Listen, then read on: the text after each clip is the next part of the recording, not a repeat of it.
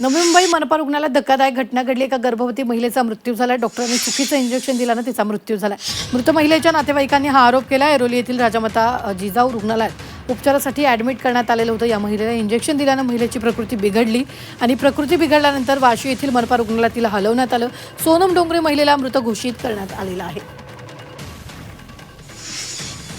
ऐरोली इथे तिला कधीतरी इंजेक्शन देण्यात आलं। असे 2 पेशंट आहेत, एक मिश्रा म्हणून आहे आणि सोनम करण डोंगरे।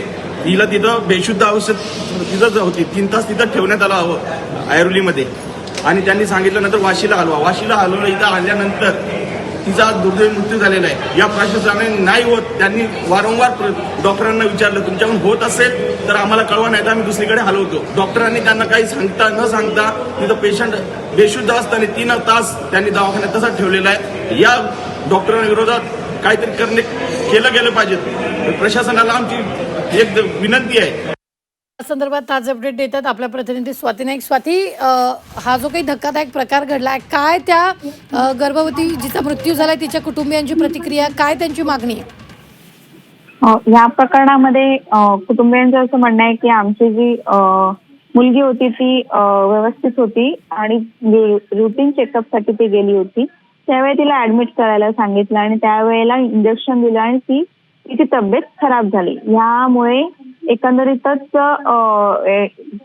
त्या मुलीबरोबर आणखीन एक गर्भवती महिला होती, ती देखील बिघडली। त्यामुळे त्यांना वाशी हॉस्पिटलला वरती पाठवण्यात आलं, पण वाशी हॉस्पिटलला आल्यानंतर त्यांची डेथ झाल्याचं सांगण्यात आलेलं आहे। एकंदरीतच या प्रकरणामध्ये प्रशासनाचा म्हणजे रुग्णालयाचा काहीतरी निष्काळजीपणा आहे, चुकीचं इंजेक्शन दिलं गेलेलं आहे अशी मागणी दिलेला आहे। याचा आरोप रुग्णालयाचे मृताचे जे नातेवाईक आहेत त्यांनी केलेला आहे।